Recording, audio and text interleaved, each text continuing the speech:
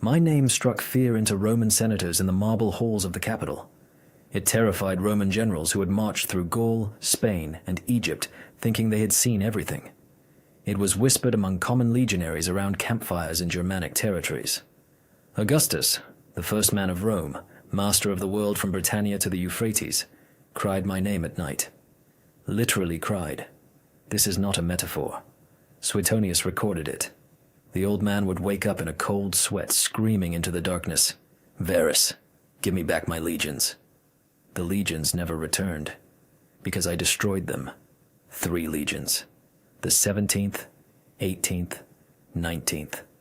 20,000 soldiers, 6,000 auxiliary troops, their baggage train, cavalry, officers, the commander himself. Everything. Utterly annihilated. In 3 days, in a forest that Romans feared to even name for another 100 years. I changed the course of ancient history. That's not pride. It's a fact. Before the Teutoburg Forest, Rome advanced eastward without stopping. Afterward, it stopped. Forever. The border of the Roman Empire ran along the Rhine, not the Elbe, not the Vistula, not somewhere further beyond. Germania did not become a Roman province. The Germanic tribes did not dissolve into Latin and togas. 400 years later, their descendants arrived and brought down Rome itself. It all started with me. And now, I will tell you the story of the greatest betrayal in human history. But first, who I am, and how any of this became possible. Because without that, you won't understand the main point. My name is Arminius. I was born around the year 17 BC into the Cherusci tribe. That's central Germany if you understand the geography. Dense forests, swamps, rivers. My father was named Segamer. He was a chieftain, a man of weight, and standing among his people. By Germanic standards, a noble lineage. By Roman standards, barbarians on the edge of the civilized world. But here's the thing. Rome didn't just conquer peoples with the sword. Rome did something cleverer. Rome took the children of chieftains as hostages. Officially, it was called something else. Officially, it was called upbringing, education, an opportunity to become part of a great civilization. You were brought to Rome as a child, taught Latin, taught to read and write, taught to fight like a Roman. You grew up among Romans, ate Roman food, breathed Roman air. And while you grew, your father back home behaved quietly, because he understood. One wrong move, and his son would pay the price. I was about 10 years old when I was brought to Rome, along with my brother Flavus. I won't say it was terrible. That would be a lie, and I promise to speak honestly. Rome was an enormous, noisy, impossible city. It had everything I had never seen before. Marble, fountains, markets selling goods from 3 continents, libraries with thousands of scrolls, baths where you could lie in hot water for as long as you wished. After the Germanic forests, it was like stepping into another world. And I learned. Not under duress. I truly learned. Latin came quickly. I was generally good with languages, which later played a significant role. Military matters came even faster. I proved to be a capable soldier. So capable that I was enlisted in the Roman army. I was given command of auxiliary units, sent to fight in Pannonia, modern-day Hungary if you're wondering. I fought well. I earned Roman citizenship. I achieved the equestrian rank, the second most important class in Roman. Society, second only to senators. Arminius is the Latinization of my Germanic name. I won't give you my Germanic name because I want you to think of the man I became, not the one I was born. A man with 2 names is a man with 2 worlds inside. This is important. We'll return to this. By the age of 25, I was a brilliant Roman officer with an impeccable reputation, Germanic blood, and a very, very good memory. I remembered everything. I remembered being taken from home as a child. I remembered my father's face, calm, because a chieftain doesn't show weakness. But his eyes betrayed him. I remembered the Germanic forests, not as wilderness, but as the home from which I was torn. And I remembered what Rome did to peoples who didn't resist. The Gauls didn't resist enough. Now they are Romans. The Iberians didn't resist. Now they are Romans. Conquered peoples didn't physically disappear. No, they simply ceased to be themselves. Slowly, over several generations, there. Language became Latin. Their gods were renamed Roman gods. Their children thought like Romans. Germania was heading for the same fate. And I saw it more clearly than anyone else, precisely because I lived on both sides. Now, about Quintilius Varus. Because without him, nothing would have happened. Publius Quintilius Varus was appointed governor of Germania in 6 AD, an elderly, experienced, respected man. Before this, he had governed Syria, a wealthy, civilized, long-pacified province where the governor's main task was to ensure taxes were collected on time. He was good at that. Germania was different. Germania was not a pacified province. It was a territory that Rome considered pacified, but which was not. These are different things. Varus didn't understand this, or didn't want to understand, which is even worse. He behaved in Germania as he had in Syria. He collected taxes from tribes that had formally recognized Roman authority, but were seething internally. He summoned chieftains to court under Roman law, men whose own laws had existed for 1,000 years. He publicly punished them for what he considered transgressions, not realizing what truly offended them. He was convinced the barbarians were submissive, because they smiled and nodded. They smiled and nodded because I asked them to. By that time, I'd been working for 2 years, quietly, methodically, without haste. I traveled among the tribes, a Roman army officer, a man Varus trusted, whom he invited to his table for dinner, with whom he consulted on local affairs. I knew all the chieftains personally. I spoke with them in their language, drank their beer, sat by their campfires, and I told them the same thing. Not yet. Be patient. The time will come. There was one man who saw through me. Segestus, my father-in-law, the father of the woman I loved. Intelligent, cautious, a convinced supporter of Rome, not out of fear but out of conviction. He warned Varus twice. Twice he said, "Arminius is plotting a conspiracy. Arrest him immediately. Don't wait." Varus didn't believe him. Why? Because I had Roman citizenship, equestrian rank, and an impeccable reputation. And Segestes was a local chieftain who, perhaps, was merely settling personal scores. That's what. Varus decided. That's what a man who had less than a year to live decided. Autumn of 9 AD. Varus was leading 3 legions from their summer camp to winter quarters. A routine march. Nothing out of the ordinary. I rode alongside him. We talked.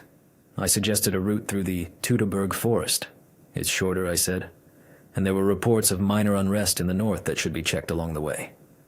Minor unrest. Varus nodded. Then I said I would ride ahead with some cavalry to gather allied Germanic contingents that were supposed to join the column. Varus nodded again. I rode away, and we never spoke again. And now I will tell you about the forest, about what happened there. Not with numbers and diagrams, but with how it was orchestrated from within. The Teutoburg forest was not just trees. It was a world where the Roman army had no advantage whatsoever. Not one. A legion is a machine honed for open ground. Formations, maniples, coordinated units, cavalry on the flanks, artillery on high ground. On a flat field, a legion is almost literally invincible, proven over centuries. But there is no flat field in a forest. In the forest, there are no formations. There are trees half a meter apart, roots underfoot, swamps where the map promised solid ground. There are no flanks, just darkness between the tree trunks in both directions. There's no cavalry. Horses can't gallop over roots and fallen trees. There's no artillery. A ballista weighs a ton and requires level ground. A column of 3 legions on the march stretches for 15 kilometers. That's 15 kilometers of men, wagons, animals moving along a narrow path, 4 abreast, because there's simply no wider space. The head of the column cannot see the rear. The rear doesn't know what's happening at the front. The commander in the middle cannot quickly reach either end. We built a wooden rampart across the forest, in advance, over several nights, while Varys thought I was gathering allies. A simple earthen embankment with a palisade hidden in the trees. From it, it was very convenient to hurl javelins at people walking on the path below, expecting nothing amiss. The first day began with rain. Heavy, autumnal, that typical Germanic rain that makes shields swell and grow heavy, leather equipment straps stretch, and bows lose their tension. We waited for precisely such a day. Then, javelins from behind the trees, from all sides simultaneously. The column halted. The front ran into the rampart. The rear pressed forward, not understanding what was happening. In the darkness between the trunks, silhouettes flickered and vanished. The Romans tried to form up. The forest wouldn't allow it. They tried to counterattack. There was no one to attack. We retreated and reappeared elsewhere. At night, they made camp, properly by all the rules, digging a ditch, building a rampart. But they made no progress overnight, and in the morning, it rained again, and arrows flew again from the darkness. On the third day, the cavalry tried to break through. They rode into the forest and vanished, literally vanished. We met them in a swamp where horses sank up to their chests. Varys realized there was no escape. He did what Roman commanders did in a hopeless situation. He fell on his sword. Several senior officers followed him. The legions, having lost their commanders, broken by 3 days without sleep or food, under unceasing attacks from unseen positions, ceased to be an army. The few survivors who managed to escape brought news to Rome that hit the city like a physical blow. 3 eagles, the legionary standards, were lost. It was unthinkable. A legion's eagle does not surrender. It is not lost. Never. The last time something similar happened was at Cannae, 200 years prior, when Hannibal annihilated a Roman army. Then, Rome survived and recovered. Now, history was repeating itself, and Augustus, who was nearly 70 and had built his power on the image of an invincible Rome, walked through his palace, screaming into the darkness. 2 of the 3 eagles were eventually recovered, decades later through diplomacy and pressure. The third was never found. What happened next? I'll be brief, because my story becomes less glorious afterward. Rome did not collapse. Augustus died 5 years later. Tiberius raised new legions, and his nephew Germanicus came to our land with a huge army, burning villages and winning battles for several years. We held our ground, but we didn't win. In open combat against Germanicus, I lacked the advantages of Teutoburg. Rome eventually retreated on its own, deciding that this land was not worth such costs. But that was a political decision, not a military defeat. At home, I also found no victory. The Germanic tribes united against Rome, but only for a short time. Then they began to quarrel among themselves, as always. My father-in-law, Segestes, handed my wife, Thusnelda, pregnant, over to the Romans. She gave birth to a son in captivity, in Ravenna. The boy never saw Germania. He grew up a Roman. This is the bitterest part of the entire story. I severed the connection between 2 worlds in the Teutoburg forest. I paid for it with a son I never saw. The world I protected, it survived, yes. But I, personally, became a stranger in it. I had lived among Romans for too long to ever be fully one of the Germans. I had struck Rome too hard to ever return to it. In 21 AD, I was killed by my own people. Relatives who decided I sought too much power for myself. A common story for chieftains. Rose to prominence, became dangerous, died from a stab in the back at a feast or during a hunt. I don't remember exactly how it happened. You understand why. Tacitus wrote a few lines about me. He called me the liberator of Germania. 1,500 years later, Germany made me a national hero, erecting a huge statue in the forest precisely in those parts. A monument to Hermann, as they called me. 17 meters tall, copper, with a sword raised towards France. Rome has long been dead. Now we point the sword at the French. I would have been amused by that. But here's what I want you to take away from this story. Not about military genius, not about an ambush, and not about three eagles. Rome lost the Teutoburg forest, not in the forest itself. Rome lost it the day it decided to take a Germanic boy, give him the best education, make him an officer, teach him to think as Rome thinks, to fight as Rome fights, and yet somehow decided that this boy would forget where he came from. Rome created me. It gave me all the tools.